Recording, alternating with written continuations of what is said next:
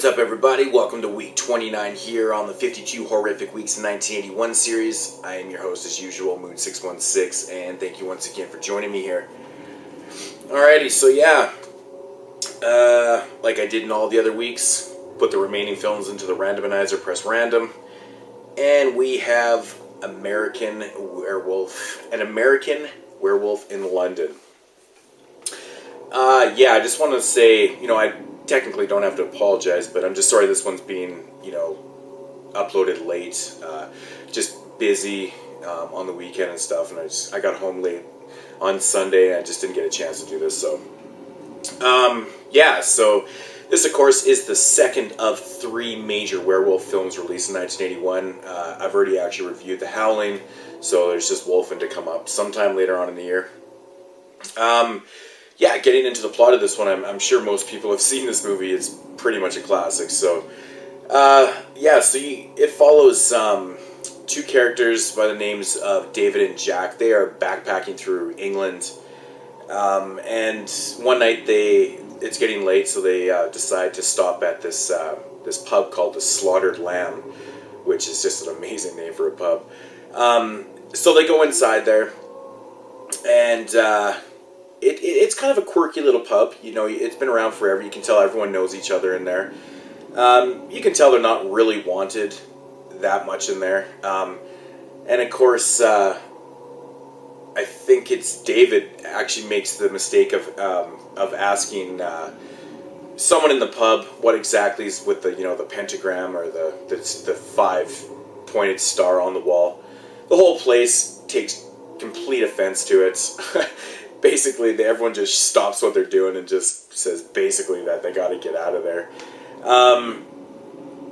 But there's a few people in there that are a little weary about sending them back out onto the, on their adventures, because it is late. And yeah, so they eventually leave the Slaughtered Lamb, and they start hearing some howling noises and whatnot. Oh, actually, before they leave, they are told to stick to the road and not, go back into the moors. But of course, once they get outside, they totally just disregard that and start, backpacking their way through the moors, and they leave the road.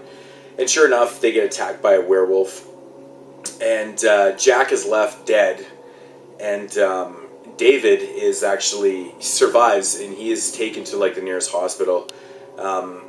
Basically what it is they kind of covered it all up. He arrives all bandaged up and stuff, and they do a little bit of investigation to it, later on down the road, and of course no one knows anything about anything. But anyways, once David is at the hospital, he's remarkably kind of healing fast and stuff, and there's a nurse that's taking care of him, and he starts having these really intense, crazy violent dreams and stuff. And then he starts having visions of Jack. Actually, Jack starts coming to him, and he's not even sure if he's dreaming or if it's daydreams or night dreams or whatever. But anyways, Jack starts telling him that basically he's a werewolf. He's been bitten, attacked, and he's going to turn into a werewolf on a full moon. And David just thinks he's tripping out, really, because he's not sure if he's awake or whatnot, or if he's sleeping. Anyways, he finally gets discharged out of the hospital after a couple weeks. He actually gets taken in by the nurse that was looking after him in the hospital, and he starts kind of living there and stuff, and doing whatnot, and yeah, and then shit starts to go down with him a little bit. I'll leave the plot there, of course, for the people who have never seen this one. My thoughts on this film.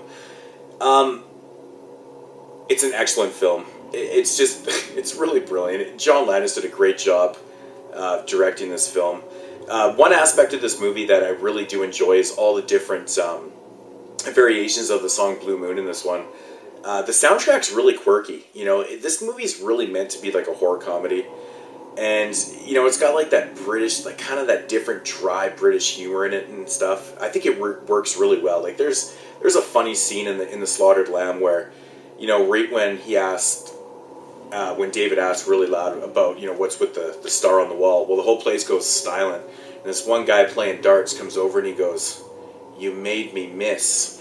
Like that. But just the way he says it, he's like, "I've never missed the board before."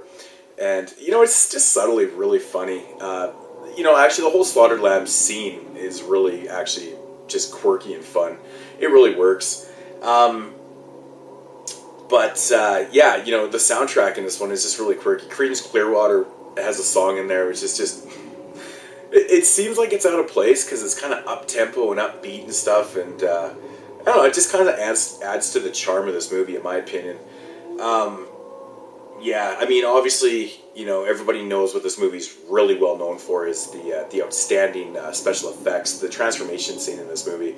Every time I watch this movie, I am absolutely blown away at how well it's done.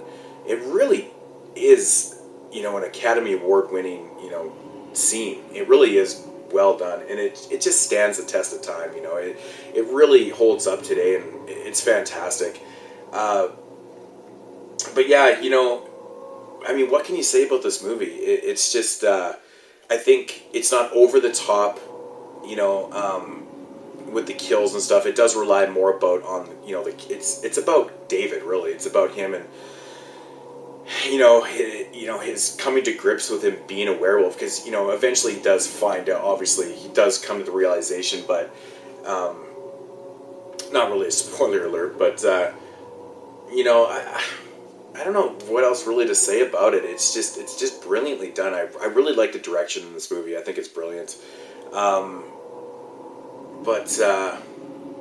It's classic. It's classic. It's just really well done. The nurse that's in this movie, I can't remember exactly what her real name is.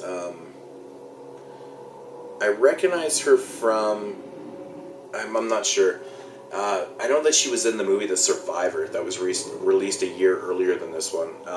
It's an Australian film. It was released by Scorpion Releasings on the Katarina Nightmare Theater line. I remembered her from that movie.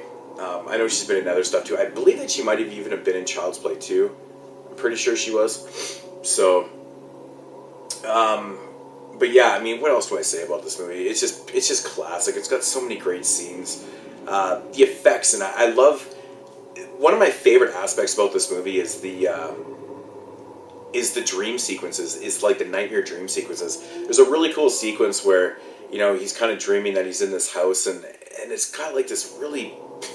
It's like this really bizarrely written scene where these aliens kind of, break through the front door and fucking start shooting up everybody and shit, and he gets his neck slit and shit.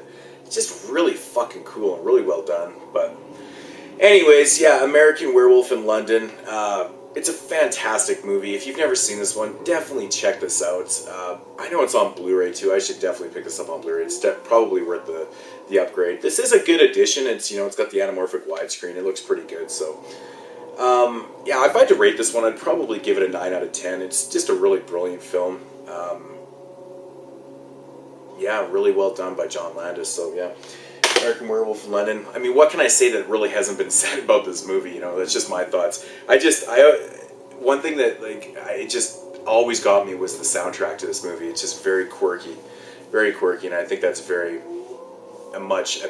big added element to the charm of the film. So, but yeah. Anyways, week 29 here. Mood616 signing off. Thank you for watching and subscribing. I'll be back next week, of course, with a film. I do not know what it's going to be. So, peace out, homies.